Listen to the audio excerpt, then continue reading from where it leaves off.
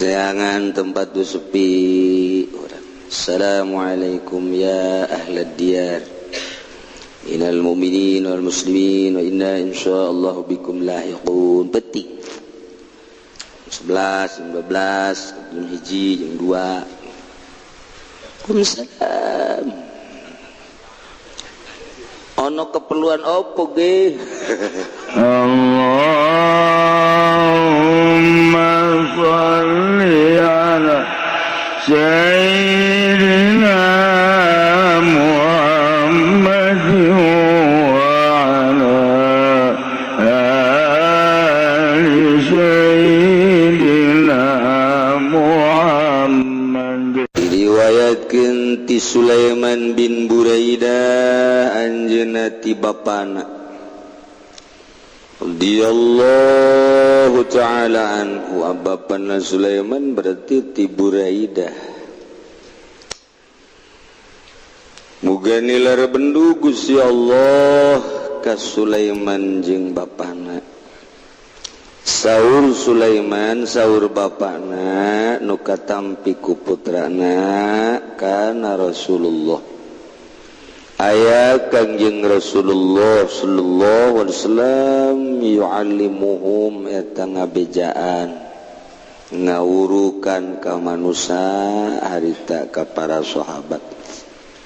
Di mana keluar ti imah menuju pakuburan, datang ke kuburan ngabejaan Kangjeng Nabi supaya ngararucap salam. Bentuk salamna ieu assalamualaikum ahlad diyar minal mu'minin wal muslimin wa inna insyaallah bikum lahiqun nas'alullaha lana wa lakumul afiyah. Etalah paranti uruk salam ka ahli kubur. Kangjeng Nabi ngawurukan salam lamun teu aya faedahna moal nitah uluk salam. Faedahna uluk salam berarti aya jawaban ahli kubur ketika urang uluk salam nyana ngajawab. Waalaikumsalam beb.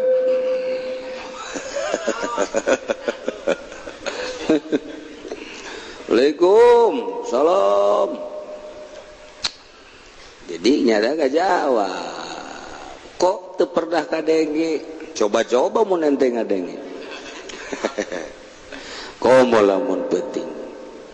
Asar bae sorangan. Urang asar jarah haju salam. Assalamualaikum ya ahlad diyar. Salam. Guys, cek urang baliklah hampura. Mual terus sudah gua. Sebab orang gua masih kene berat ka makhluk. Dementak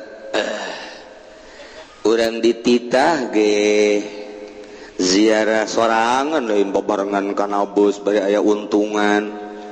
Atawa lain ziarah tuh nu kos kitu mah, tama refreshing we, tama bermotif ziarah. Iya, sorangan. Jangan tempat tu sepi orang. Assalamualaikum ya ahlad diyar. Innal mu'minin wal muslimin wa inna insyaallah bikum lahiqun. Petik 11, 15, jam hiji, jam 2. Waalaikumsalam. Ono keperluan opo ge? Oh berarti wong Jawa itu. Berarti sieun sebab urang berat ka makhluk. Geserkeun geura perasaan urang. Lamun urang masih keneh make perasaan nu ieu boro-boro di kuburan, di jero imah sorangan coba. Make perasaan nu ieu mah tetep bae. Moal kuat. Aya wiridan pamajikan korban. Cek pemajikan teh aya naon ya? Udang. Tungguan tadi dinya yang wiridan. pokoknya di janu wiridan aya di dia nungguan loba omong kerja sama untung nama kabehan eta al hikmat tah kos kitu batu. Jadi sorangan geserkeun keyakinan jeung perasaan urang nu ieu. Lamun make nu ieu bae mah atuh kieu bae hiji sieun borangan majawatek. Merkaduana moal ngeunah ibadah teh. Tapi lamun digeserkeun mah ta ieu cenah kiai ngageserkeun kumaha. Tah ieulah ngageserkeun perasaan eta lah nu sulit. Nu sulit teh ngageserkeun perasaanana. Kunaon teh cenah kiai teh dibikeun ka batur tah perasaan pugu kiai na geser wae can ngageser. Sarua jeung ente. Kudu ditungguan bae cieun. Teu meunang aya nu kakeresekan, kiai na ge haju ngaringkuk. Boro-boro ngageserkeun batur, pugunya na ge sarua. Tengah-tengah maca sholawat kosrek Shadaqallahul azim. Yes. Kanyawan kisuk-kisuk nu kosrek teh sial horeng ucing tah mah. Horenganan beheungna aya kantong keresekan.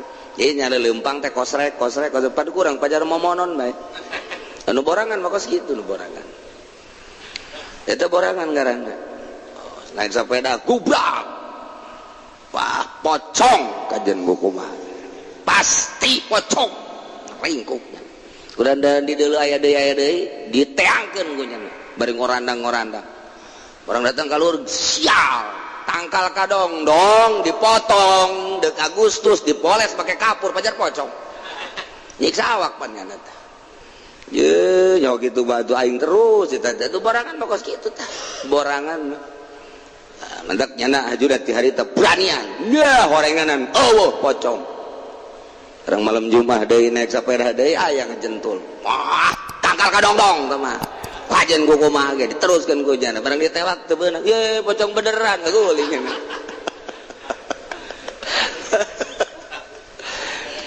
tah perasaan teh ta geserkeun hese ngaji tauhid ku tauhid ke bakal nata geus buku wujud kidam bakom mukhalafah lihal walil hawadisi qiyamu bidafsi wadaniyat qudar malang geus diwurukeun ka batur tapi borangan keneh bae wujud kidam bako wujud hartina aya Allah teh kasipatan ku aya wajib ayana geus ayana Allah kasipatan ku kidam hartina tiheula teu kapiheula bako hartina Allah teh langgeng teu aya tungtungna geus diurukeun ka batur malah dimantekan segala tapi eta borangan bae kajagoan boranganna balik ti masjid ngagerokeun pamajikanna euy ya hei kunaon ada gegeroan sieun aing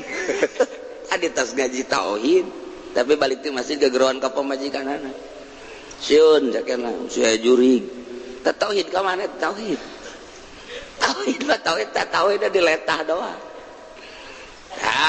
eta ngaji tauhid teh kos kitu bacakeun ku ente lamun aya kasieun aya juri komo kadeuleu eta bae eta ayat kursi bacakeun ge coba ge leungit jana baca bener urang leumpang ti beuting lah cek kieu ge maca ayat kursi Allahu la ilaha illa huwal hayyul qayyum aya nu gebreg-gebreg tah ditangkal awi teh grur ieu jurig berarti Allahu la ilaha illa huwal hayyul qayyum la ta'khudhuhu sinatun wa nawm juga handap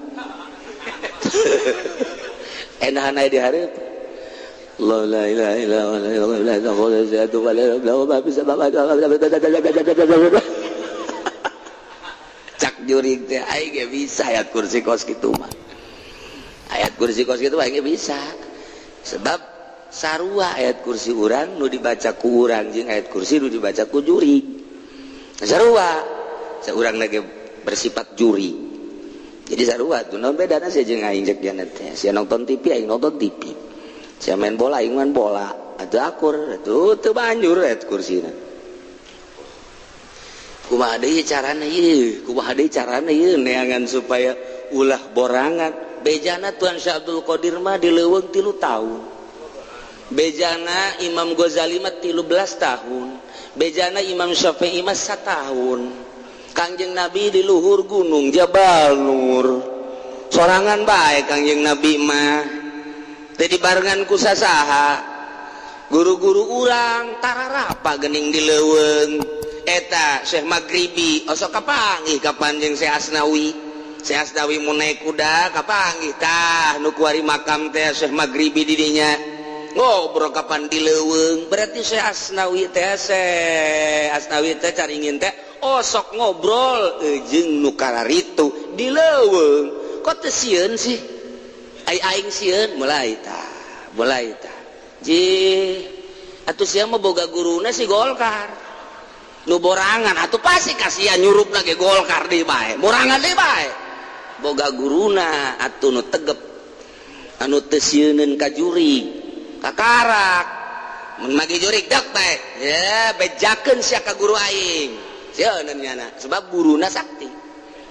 tapi lamun urang boga guruna Golkar bejakeun sia ka guru aing guru sia ge bareng jeung aing da kumaha coba urang ayo tuh di Garut aya Siti Kolbunia jin mondok ngaranna Siti Kolbunia sok nyanding ka santri sok ngaganggu ka santri aya santri pernah dibawa ku Siti Kolbunia sabulan teu balik geus ditarekahan kieu kitu ge hese bae tapi eta ulah babacaan di Garut mah bejakeun sia ku aing ka mama asal kitu bae cager aya santri nu kasandingan sia jinnya bejakeun sia ku aing ka mama cager eta coba kuari jin bejakeun ku aing ka Habib Rozak mana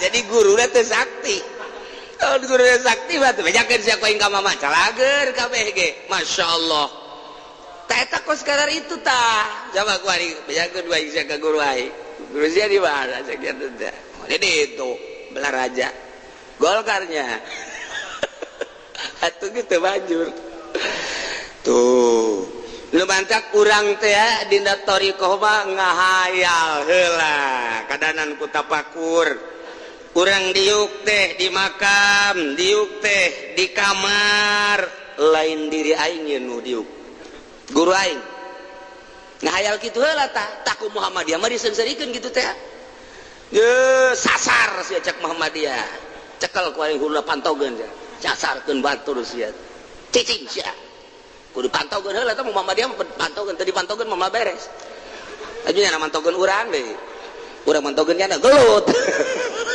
dek dagan yakin jadi gelut ngahayal heula aing guru aing nu diuk teh manya setan wanieun ka guru aing ye urang ngahayalkeun guru begitu orang teh salat ja guru aing mah husu pan aing teh berarti lain guru aing ya sia berarti carekan ku urang awak urang dibulak-balik dibulang-baling awak urang teh ulah dihayalkeun diri urang guru urang naik ka guruna mantak aya silsilah teh lain sa silsilah-silsilahna ari silsilah mah fotokopi bikeun babari dibaca ku urang nu datang jurig jin jalain jangkos gitu urang teh niru guru lempangna diukna ibadahna silsilah teh lain sa silsilah-silsilahna oh guru urang lamun hudang jam 3 geus urang mah dikurangan geus 3:30 lantaran puyang kene turun jam 4 puyang kene jam 7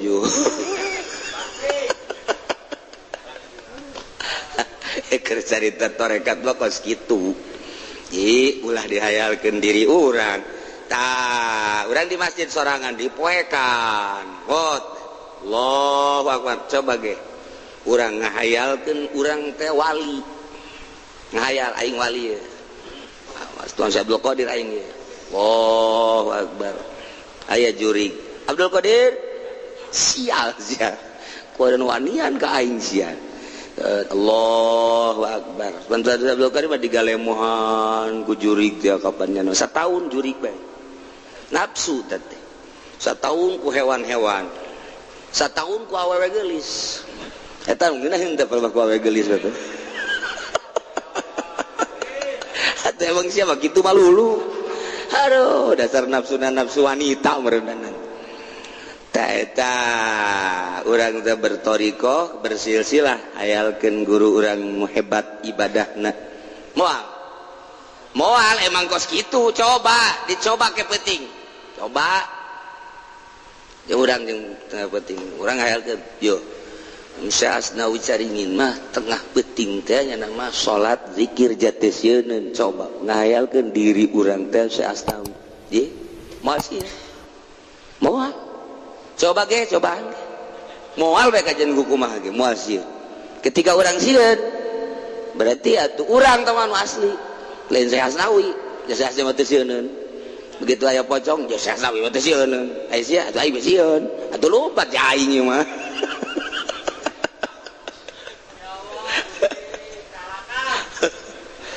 aduh jasa ibadah teh kegeserkeun rasa lu ieu seseleh teu bisa 1 tahun 2 tahun masyaallah karim gan heula ieu mah cerita salam bae heula Assalamualaikum ahlad diyar minal mu'minin wal muslimin ieu mah riwayat Sulaiman ieu ka riwayat lain aya deui wa inna insyaallah bikum lahiqun nas'alullah lana wa lakumul afiyah Al-Fatihah. Oh di Al-Fatihah tenenan ku urang Al-Fatihah ngarobah hadis hadis salam geus bisa kitu rawahu muslimun al-manal ijmaliyu wallahu a'lam bissawab.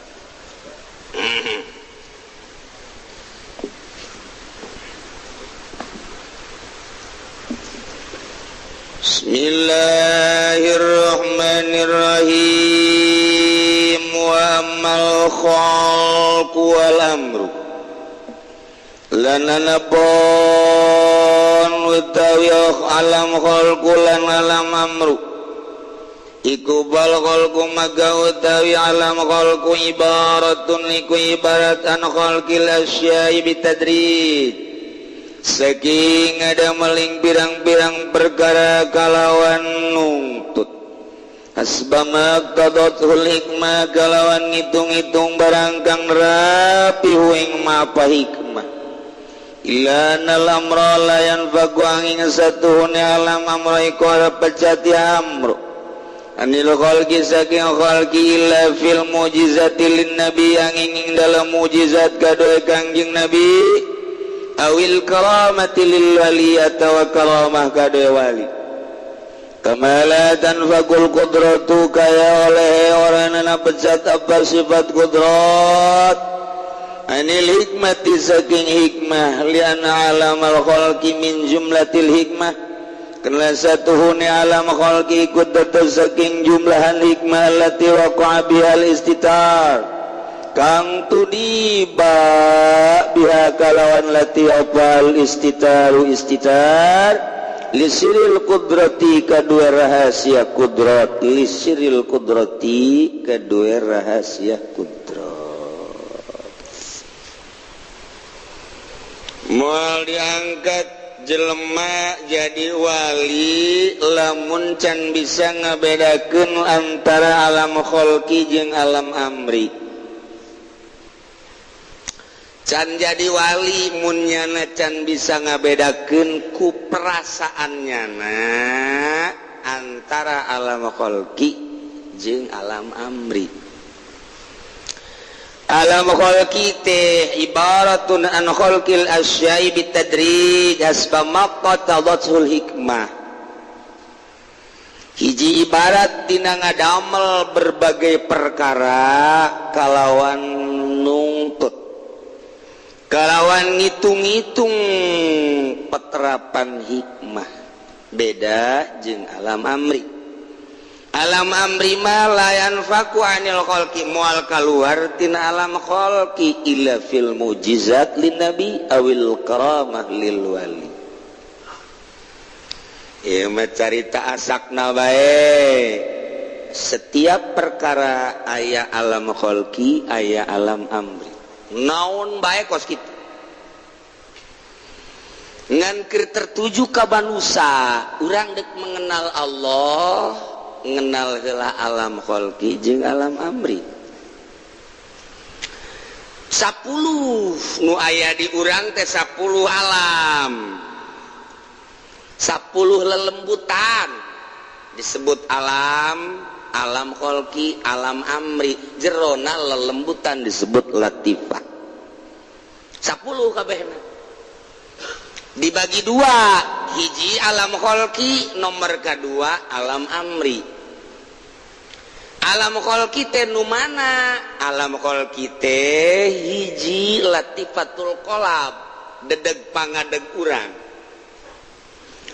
Jumlahna aya 4, unsur disebutna unsurul ardi, unsurul ma'i, unsurul hawa, unsurun nar. 4 unsur ngaranna qalab. Iyalah awak urang terbuat tina taneuh, terbuat tina cai, terbuat tina kitu hawa, terbuat tina seun. Iyalah nu dibutuhkeun ku manusia lantaran manusia dibuat tina 4 unsur. Eueuh taneuh pae, eueuh ma'u cai modar, eueuh hawa qoit, eueuh ceuneu isdet. Nu 4 kudu aya disebut qalab. Iyalah alam kholqi, pembuatan manusia tersusun daripada 4 unsur. Nomor hiji deui ieu adalah nafsu. Iyalah alam kholqi. Setelah tersusun tinu 4 jadilah manusia. Di manusia ditendeuna nafsu ku Gusti Allah. Ayalah nafsuan. Nafsu eta teh ngabogaan 4 sifat. Aya sifat rububiyah, aya sifat syaitoniyah, aya sifat bahimiyah, aya sifat sabuyah. 4 tadi dinya teh sifat rububiyah, di mana jelema kibir, sombong, aya sifat fakhriyah, aya sifat kibriyah. Datang ke kos Firaun, ana rabbukumul a'la, cak Firaun, aing pangeran sia nu luhur. Sifat kibir, sifat sombong, sifat rububiyah nu kos kitu ngaranna. Hayang di alam ku makhluk, ya Allah nu hayang di alam mah. Sombong, ya Allah nu sombong mah. Kumagungan, ya Allah nu kumagungan mah. Aya di diri urang, berarti urang kasifatan ku nafsu, nafsuna sifat rububiyah. Aya deui sifat teh sifat bahimiyah. Sifat bahimiyah mah sifat kehewanan.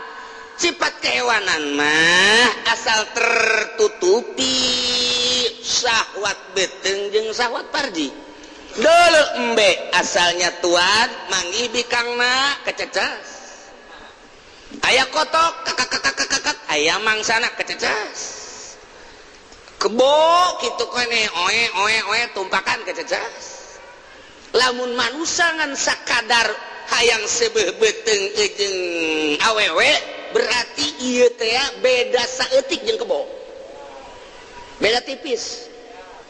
Kebo eta takos kitu tah. Sifat bahimiyah berarti di diri nafsu tah. Sifat syaitoniyah aya hasad, setan anu sok hasud mah. Sok hasud mah aya ngunek-ngunek setan nu sok ngunek-ngunek mah. Aya deui anu ngajakan kana dol sasar, setan nu ngajakan kana sasar mah. Nu ngajakan kana munkarat setan, maksiat munkarat. Mun aya jelema hasud, hikdu, ngajakna kana salah bae, berarti nafsuna nafsu syaitoniyah. Aya nafsu sabuyah mah deukna ngarusak bae. Lamun ka jelema hayang nempilingan bae, lamun ka jelema hayang ngarusak bae. Imah ngarusak hartana, wa imah ngarusak awakna. Sifat sabuyah naon bedana jeung macan jeung mau. Di diri urang teh saenggeusna dibentukeun 4 unsur ditendeunan nafsu. Nafsu nanu tadi teh ieulah alam kholqi, kitulah Allah ngadamel. lamun urang terus bae kos kitu kieu awak urang ketika neuleuh jelema nu teu ngahormat ka urang bendu da aya sifat di urang ketika neuleuh awewe bangun mencrang amat hayang mukakeun wae androkna iya ngadoa ge bo ka doa-doa dibawa eta apa kata kos kitu tah iya berarti ya sifat bahimiah tinggi ya ka jeung tinggal ya sifat bahimiah nih itu baik terus baik itu baik lamun eta tadi urusan ku urang teh tadi urusan urang make baju hayang kalem ku jelema urang make mobil hayang kalem ku jelema ditumpangkeun dina kebutuhan tetapi aya hayang kalem setan terus baik kitu jeung kitu ketika urang asa aing rububiyah berarti hayang dihormat ku batur hayang di alam ku batur sifat rububiyah bila perlu siapa anak buah aing kabeh aing jadi bos nama rububiyah berarti lamun tadi urusan alam kholqi kitu bae moal ngageser ku ari urang naik ke alam amri ialah nu 5 latifah latifatul qalbi latifatul ruh latifatul sir latifatul khofi latifatul akhfa eta alam amri nu kos kitu ngaranna lelembutan nu kudu diurus teh eta ngageserkeun tina alam kholqi ka alam amri kudu aya nu nungtun lamun eueuh nu nungtun datang ka paeh urang aya di alam kholqi bae terus bae kos kieu nah ieu lah nu mantak gairah ibadah teh saha nu bisa naikeun gairah ibadah da ceramahan ge henteu hanya jelema nu geus ngageser perasaanana dibawa ku perasaan kiai nu geus ngageser tina alam kholqi ka alam amri lalaunan nu tadina teresep ngaji jadi resep nu tadina teresep salat jadi rada nyai-nyayan nu tadina haye teu husuk wari rada hayang kakarak hayang bae heula kadangan ku husuk hayang bae heula nu tadina tilok hudang peuting ku wari digeserkeun hudang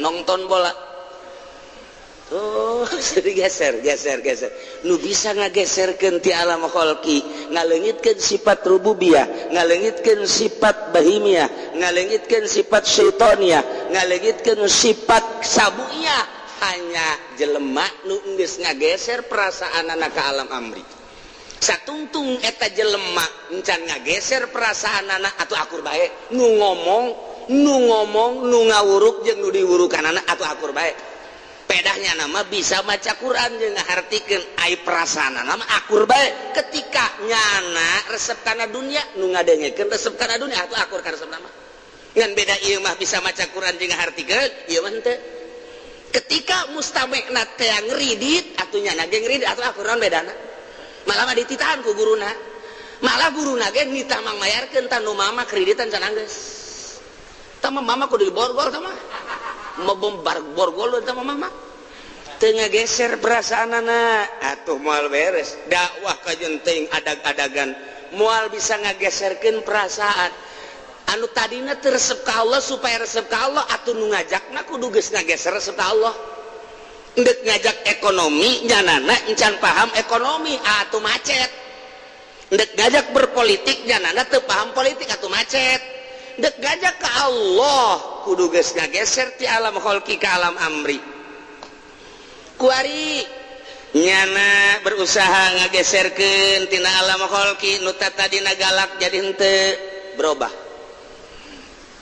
carana kumaha sih carana ngaleungitkeun perwatakan heula teu kaluar tina 3 minimal hiji zikir nomor kadua tafakur nomor katilu muraqabah nomor kaopat hidmat 4 rupa zikirna make naturan anu sesuai tafakurna napakuran anu meunang ti guru muraqabahna nu mana heula engke teh aya daerah sugro aya daerah kubro engke teh ngahidmat ka guru cara ngahidmat teh lain cara ngahidmat nu biasa kumaha aya praktek hidmatna tidinya lah dek ngageserkeun teh guru ngabejaan mata berwatek deuleu kanu indah-indah geserkeun ceuli resepna berwatek ngadengekeun anu merdu-merdu geserkeun kitu kene irung watekna teh ngeuresep ngambe anu sengit-sengit geserkeun kitu kene sungut ngeunah amat lazat amat anu lazat-lazat geserkeun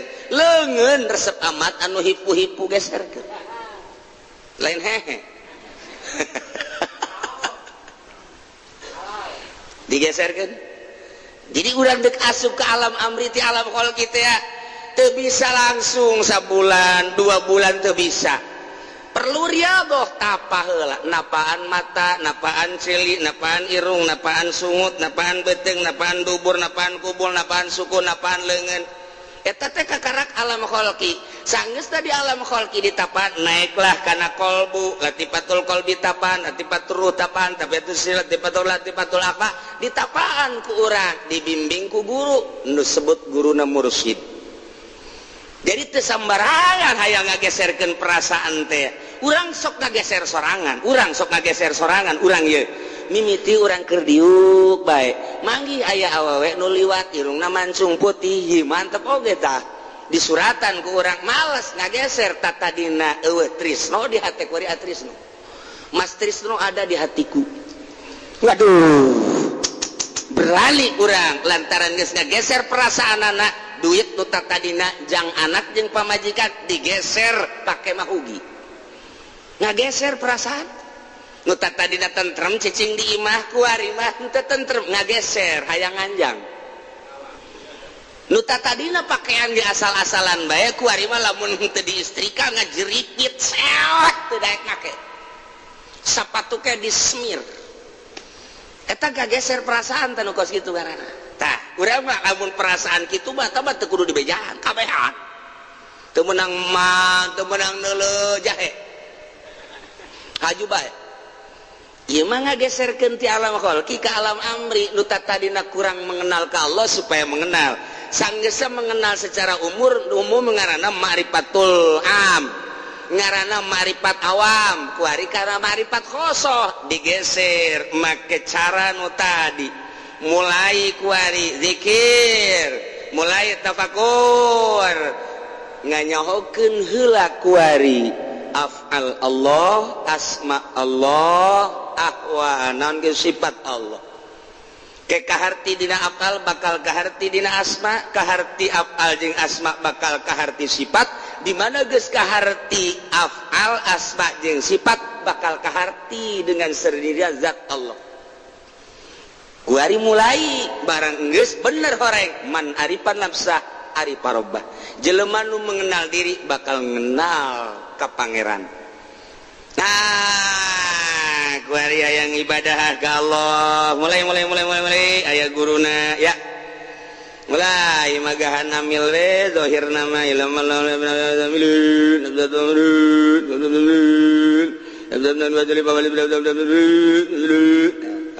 beres zahirna mah kos kitu batinna keur ka Allah mulai kuari ngaji alfiah baezet kalamun lalazun mufidun gasa jumasunna fina zahirna kos kitu batinna ka Allah mulai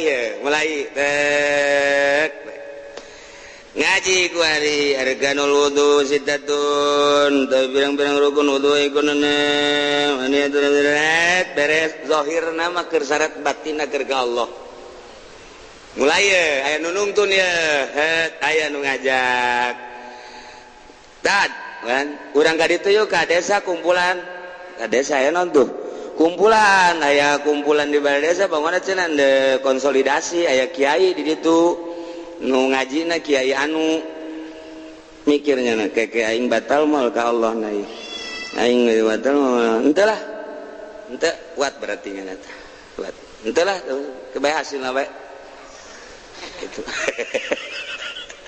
hasil berita sih mah hasil ka dijabah heran aing mah oh mulai kuat datang camat gai mah obrol dikondisikan ku jam henteu lah nu sajen bae mah teu bisa lah kuat ya. Deka Allah lamun kadinya berarti belok datang usum pilkada teng titah Jatim sukses dibere motor dibere enten motor mah tinggalkan enten deka Allah masalahna tuh nu sieu mah lantaran pol deka Allah aya awaik gangguan kuatnya na di desa kuat, kecamatan kuat, pilkada kuat, pilgub kuat dan lain sebagainya lah aing maka jenting dahar jeung teri daripada aing dibawa ku kos kitu mantep deuk ka Allah aing mah teu rek kadinya teu rek bumpar mampir aing mah mulai teh dedeulean dijaga embung neuleu sebab deuk ka Allah pan can datang aing geus datang mah bebas ieu mah deuk ka Allah can datang besi kaganggu dedeulean ku ari dijaga dedengian dijaga geus atuh anak dedeulean dijaga dedegean dijaga aambeun dijaga omongan dijaga embung ka mana mulai geus di imah bae geus di imah ge boga pagawean lain sadi imah di imahnya boga pagawean teh ngajagaan mata ngajagaan ceuli deuk ka Allah boga maksud deuk ka Allah dijaga kunyana mulai embung ka mana jeung teuing di imah boga duit ge nu penting embung ka mana salah tante teh sih ngomong deuk ka Allah mulai terasing tuh aya fi ma'zilin dina uzlah nggon uzlah jelema mah bareng ke masjid jelema mah bareng ke mushola jelema bareng ketika di tamuan tapi beda batina nu ieu mah biasa aya di alam khalqinya nama hendak menuju alam amri ka Allah. Yes, gitu bae terus deuk ka Allah pan Allah teh tara noler-noler pagawean manusia si eta deuk ka aing haju nyaan deuk ka aing diangkat derajatna teng lain deui sinaran gua mulai geus teh embung ka mana-mana embung ngaji jeung santri ge geus teu maksud jeung santri ge eta mah sakadar zahir be beda aya nu nuturkeun sanajan teh dituturkeun deuk ka Allah santri teh jadi acuan deuk aya deuk eueus sabodo eta mah sapira tah mah ngajalankeun ngaji kos kitu dang nu penting mah deuk ka Allah teu bangga santri loba teu sedih ku 1 2 3 deuk ka Allah kadaanannya nama ku make menerima murid ajaran baru jauh tah jurig tah mah kos kitu deuk ka Allah tah mah atuh tah mah mampir ngaranna kos kitu mah tah mun aya pesantren menerima ajaran baru hubungi Habib Rozak ya teman kos kitu mah mampir teman teu datang ka Allah teh salah tah teu salah ieu mah keur carita ka Allah besi pacar nyalahkeun teu ngan nya aya di dinya di alam khalqi bae ieu mah deuk ka Allah carita deuk ka Allah mandeg di dinya mulai geus lamun diondang ngariung geus nu direuleuna Allah bae aing menang ridho Allah henteu ye menang ridho Allah mangan berkat teu meunang bagi dua antara hayang berkat jeung ridho Allah mandeg di dinya dicau mandeg dicau teu naek perhitungannya na aing daripada ka ditu teh jadi ibadah mandeg aing deuk ka Allah aing mah kajen diomongkeun jelema teu hayang aing muludan tinggal muludan ngocoprak teu ngagungkeun ka Kangjeng Nabi urusan ngagungkeun urusan aing jeung Allah pugu aing di jero kamar ge teu ngagungkeun ka Kangjeng Nabi hakan ku siapa ngagung tah sia mah deuk neangan peperet kan sok aju kitu lain aju kitu emang sama kitu tanyakeun ke Haji Pudoli buku kitu geus aing mah cicing mah di imah ge teu keur ngagungkeun Kangjeng Nabi bakal agungannya dibanding jeung ngeureah-eureah mangan sakali doang sajam 2 jam nyana mah terus deuk ka Allah mulai terasing sorangan uzlah ngaranna uzlah dengan sendirina pembangunan alam sutra datang di dieu bangunan di ditu bangunan di dieu bangunan di dieu walah keluar neuleuping-ping cek waduh si amoy nyeputi kaganggu asal neuleuh bae salat jadi kaganggu nu tatarina asyhadu alla ilaha illallah kadeuleuh kumaha hate teh Allah ku ari mah ping-ping amoy kaganggu nah ieu kubaya pindah ka leuweung deui dek dituturkeun mangga ku santri henteu mangga mantak konsepna teu kahartieun ku kabeh aneh dek ngembangkeun agama lain di kota endahan ka leuweung bagaimana bisa maju agama dek ngomong naon urang mestina di tengah-tengah kota nyieun pasantren atuh kadeuleuh ku batur abeh berbagai kalangan teh bisa menikmati pondok pesantren tah di tengah kota bila perlu mah mun urang nyaritakeun kemajuan pasti kitu tapi lamun urang keur nyata deuk ka Allah aing kaganggu ku nu kos kitu pindah aing mah Beneran nu di kota apa beneran nu pindah sih coba? Mau bisa ngajawab ente? Beneran nu di kota tanyain universitas, nyian pondok pesantren modern, belah dia mudirun. Ayo beneran mana? Da jeung nyana dibandingkeun anu pindah ka leuweung, hijrah dek milu dek henteu sia ka aing. Sabodo sia milu bae pagahan ku aing, teu milu bae eueuh masalah jaing mah deuk Allah. Beneran nu pindah tak ka leuweung beneran di kota? Teu bisa ngajawab. Teu bisa ngajawab. Lantaran urang datang ke alam kholqi. Ketika jelema nu deuk berangkat ke alam amri pasti usah. Ieu jang sorangan tapi deuleu kemangpaatanana bakal halayak rame sesuai jeung kaikhlasannyana. Ikhlasnyana ieu teh 10%, engke bakalna 10% nu milu kanyana di dinya. Bakal ngiuhan di dinya 10%. Boga ikhlasa 50%, ngariuhan 50% di dinya. Boga ikhlasa 100% sajagat ujianana, tergantung kaikhlasanana. Padahal tadi nama sorangan, tapi efekna bakal kakabehan. Nah, mulai ngageser di alam kholqi sorangan. Kasihan jadi ke Allah. Ketika orang aya datang dunia, dunia dek naon sia aja mah ka Allah. Eletik kalau sok mumar mampir. Sakaji pudal bener oge sih. Datang guari kitu jurik dek ka mana sia? Dek ngaganggu, dek naon ngaganggu aing aing mah deuk ka Allah, sia makhluk Allah, aing makhluk Allah. Goblok sia. Emang aing sieun ka sia? Datangkeun bapak moyang sia. Bener bae datang 5. Hehehe, tolol aing mah lalagaan goblok. Teu sieun sebab deuk ka Allah, sia makhluk Allah, aing makhluk Allah. Datang orai. Orai. Deuk ka mana? ngagoda saha? Ngagoda ente. Aing mah teu kudu digoda tiba heula ge emang aing sieun ka sia. Anda kalau digoda. Moal sieun aing mah. Moal sieun aing mah digoda ke sia. Dek aing dek ngaleg-leg sia leg-leg aing. Paeh cenah cek orangnya sia di jero beuteung aing. Geus saya tulisanana meureun aing di lauhul mahfuz kudu paeh di beuteung sia. Goda aing sia. Digoda terus direngkol awak aing. Awak kurang teh. Di dia mah wayahna becak orangnya teh andek dikencengkeun ieu beulitana. Kencengkeun. Reketa Allah Allah Allah Allah Allah Allah Allah Allah. Nu kencang. Allah Allah Allah Allah Allah Allah. Cak orangnya panas eta Allah Allahan bae. Modar sia. Dibalik kuari mah ku Allah Allah aing paeh sia. Aduh ampun panas, caknya panas. Indit orai. Mentak ente beusaya orai. Antepkeun. Asana paeh ente. Ulah ka saturut-turutna. Sebab Allah Allah ente mah tiis ka orai. Begitu dia Allah Allah Allah tiis sakieu sakumaha ase bae. Ye pandongeng kiai mah panas. Atuh lain deui Allah Allah itu mah ku hate sia mah ku sungut. Weuh nya. Jadi tiis. Mulai digoda ku dunia mau aing mah digoda ku jurik tah teh sieun digoda deui ku hewan teh aing mah endeu ka Allah mulai jelema ti kota datang ka leuweung tengah peteng Waalaikum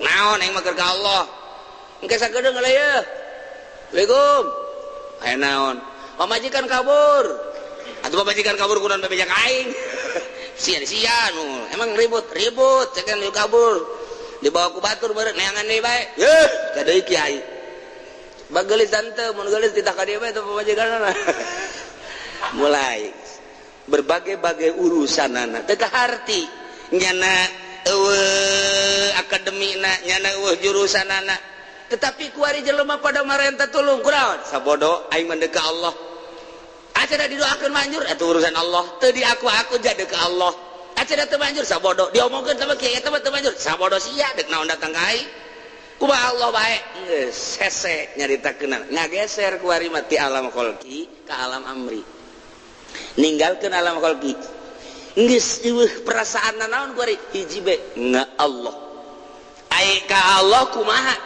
ka Allah mah keur salat teh inget ka Allah ai di luar salat teu inget ka Allah encan datang ka alam amri emang kunaon ai keur salat ka Allah ingat ai di luar salat henteu ka Allah emang Allah leungit pan Allah na eta keneh nu nyiptakeun ulang ti alam itu datang ke alam dunia, ke alam barzah, ke alam akhirat. Allah na eta keneh nyahoeun anu aya teu pernah eueuh, kidam teu pernah kaheulaan tuh mulai ku ari ka tauhid nu tadi ngan ku perasaan. Awalun bilam tidak wa akhirun bilam tiha kadele kuari maku mata hate teh Gusti Allah teh aya geuning Allah mah teu pernah eueuh neulekeun teu pernah teu neulekeun la takudusina tu wala naum. Allah teh ngadenge teu pernah teu ngadenge Allah mah terus bae perasaan urang dirundung ku ayana Allah ku denge Allah ku nyaho Allah urang geus berubah ku ari ka alam amri. Iya secara singkat bae di bongkaran alam amri nama lila wari geus aya di alam amri. Nah ieu mah ngan sakadar dek nyaritakeun jelema nu geus pindah ti alam kholqi ka alam amri bisa ngabedakeun ieu mah alam amri ieu mah alam kholqi etalah wali. Ketika can bisa ngabedakeun mana alam kholqi mana alam amri ku perasaanana eta mah nu kos kitu mah jelema TK teh kos urang beda. Kos gitulah jelema anu ngageserkeun perasaanana sabaraha taun bisa ngageser tergantung kecerdasanana. Namun masih keneh urang ka pasar ngeuleuh nu ngagantung resep keneh urang aya di alam kholqi keneh. Ketika urang ka pasar ngeuleuh samarenda, ngeuleuh tamer, ngeuleuh jubah, ngeuleuh macem-macem geus teu kadeuleu dina kadeuleu ge ku mata ieu doang, mata hate mah geus teu deuleu urang geus ngageser ka alam amri. Kuari mah geus teu kudu ka pasar ngeuleuh mobil bae. Ketika orang dulu inopak hayang ente emang kurang bantah ente teu kawerat atuh siap jualan aya cenah mun aya jualan meuli atuh siapa lain alam amri alam kholqina kita mah ngeblesek tambah didinya. Perasaan orang bakal akur antara mobil goreng jeung mobil bagus aing ge akur kumaha dina pada teu boga aing nu goreng teu boga nu bagus teu boga lain kitu. Neuleuh nu bagus sakitu neuleuh nu goreng sakitu neuleuh nu rentul na baju di luhur pakaian sarua. Ketika asup ka pasar ditawaran eueuh nu hayang teu maksud jeung teu hayang bae tah lamun geus kitu berarti geus ngageser kuari perasaan ti alam kholqi ka alam amri. Waduh atuh tah mah lain ku lain pagawean memeh dahar heula tuh sia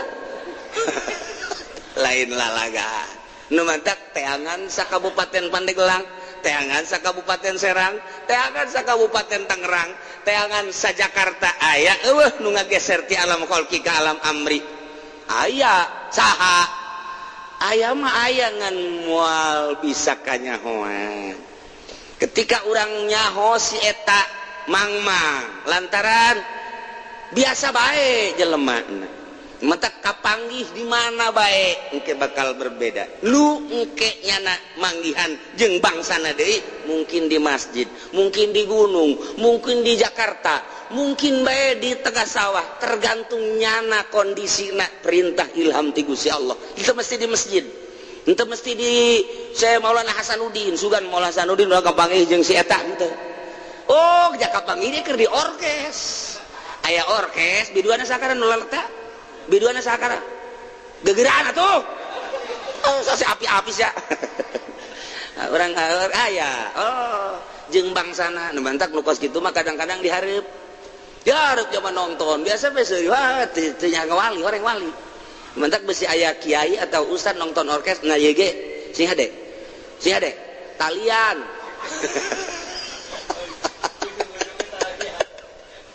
hese ngan tetep sadajannya na dihareupeun orkes sadajannya na dihareupeun wayang urang teh teu nyangka bahwa nyana maksiat aneh kiai anu aya dihareupeun orkes pamannya wah lain sanongton-nongtonna pan padahal mah nongton tapi ku urang lain sanongton-nongtonna tetep bae di lain-lain aneh urang mah pan teu nongton ge pajar nongton urang mah dibalik teu nongton liwat tong pajar nongton blon kan nyana mah nongton pajar teu nongton hese sebabnya nama geus teu maksud bedana nu nongton maksud jeung nu teu nongton maksud teu maksud beda setik mun nongton maksud mantes nongtonna dongeng aing tos nongton orkes sabiduana sasakra teh sia ngomong atuh bau budak bujalna kadeuleu lelet jasa ngupahara ngeuneun di sorana mun aya deui aing bejaannya tah eta kos kitu teh nongton ari wali mah nongton Tas mana Ustaz? Tas mana? Nontonnya.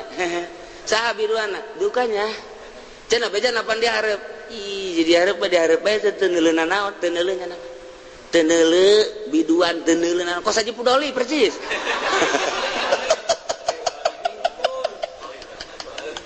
Ya Allah ya Rabbi. Tuh, kos kitu tah. Kos si kitu sakar ngaranna Abuya dahlan ki dahlan tanjakan. Ketika kumpulan jeung bupati milunya nah biasa bae diuk dihareup diajeng-ajeng biasa diuk ngan ajunya nama reup BHS kos Gus Dur kerek biasa ceregeun nya ditang doa terakhir pan kerek ai urang mah pugukeun gaji ge kerek ieu urang mah lain keur kumpulan ieu mah keur kumpulan ge geus terakhir bae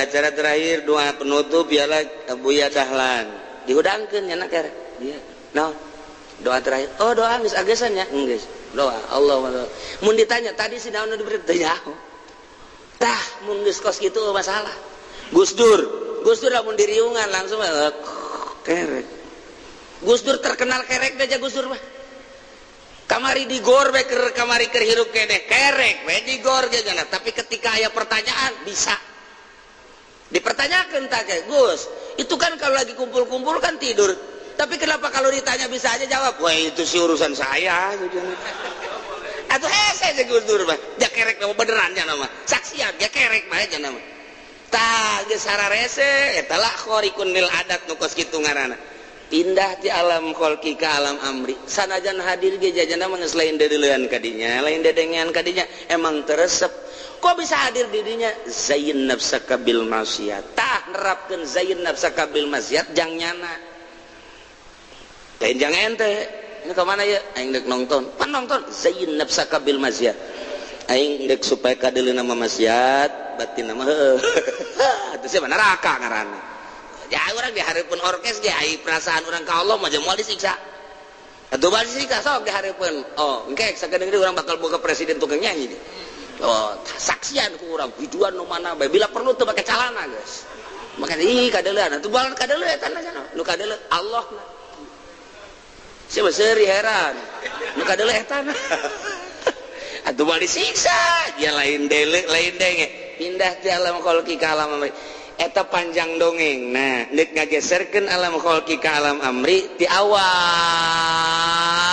ngageser kudu aya nu nungtun nu mantak ge tah eta teh bakal ngageser engke ge kos urang hayang nyeun kitu kolong ulah dicita-cita ku kumaha nyeun bae bale engke kolong aya sorangan ieu ge sarua si urang deuk maca Quran ulah nyaritakeun maca Quran atuh alif ba ta alif jabar jabar engke ge bisa sorangan hayang bisa maca kitab atuh amil bae baca jeung jurumiyah geus bisa ambil jurumiyah terapkeun bakal bisa maca kitab Ige sarua tuntun ku guruna ye kieu bakal maripat sorangan ye atuh kos kitu jijah heunya atuh meureun dongeng ieu tah mah ya hese ka ditu na mah tah ieu ngageserkeun ti alam kholqi ka alam amri teu sambarangan moal diangkat jadi wali jelema mun can bisa ngabedakeun mana alam amri mana alam kholqi wa amma syariat wallah